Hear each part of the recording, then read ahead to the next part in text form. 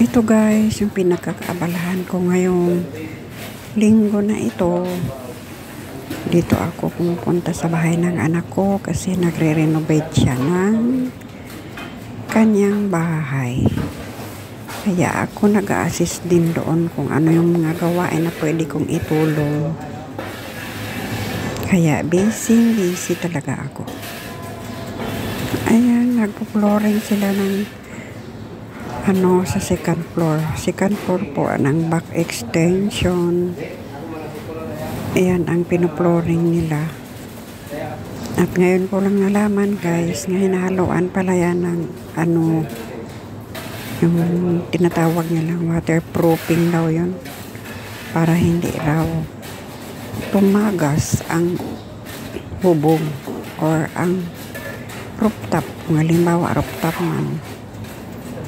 Para sure na rin daw kasi washing area at saka CR yung back extension nilagyan na nila ng waterproofing.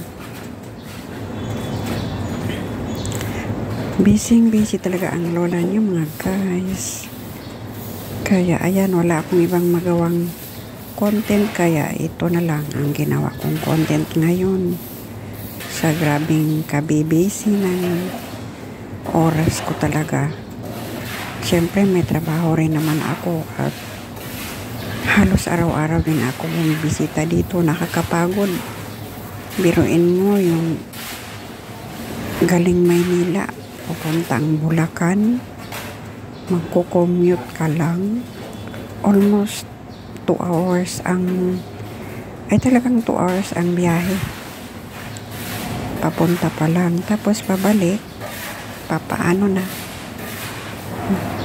Mabuti na lang guys, hindi gaano ang oras ko sa trabaho ko kasi ang trabaho ko ay maglilinis lang ng 8:30 ng umaga at 7 PM din ang linis ulit.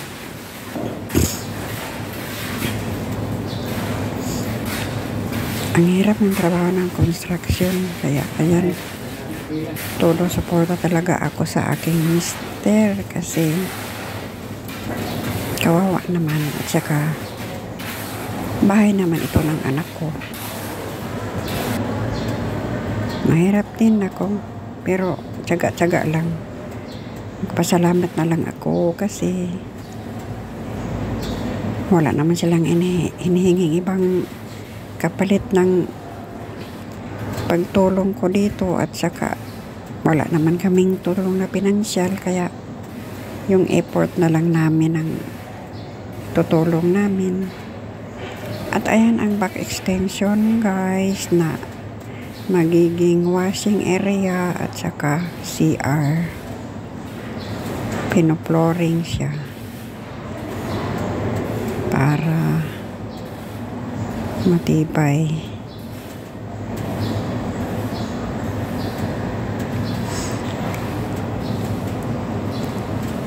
Pagdating ko nga dito nang nalahati na yung kanyang kasi dumating ako ng 1 PM na. Ayan.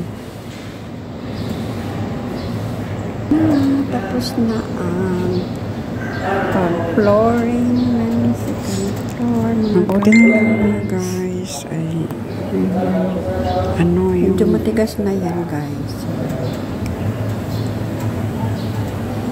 Wala pang anak ang mag-asawang anak ko. Bago lang silang mag-asawa. 1 year pa lang. Poste na rin yan pang Ayan, para sa bubong. Binili nila yung bahay nito. 1M talaga. At saka gagawin pa yung back at saka harap. Ayan guys, yung tuyo na guys. Ground floor ng likod. Second floor. Tinanggalan ng bubong na lang sa ilalim. At ito na ang finished product ng kanilang back extension sa second floor.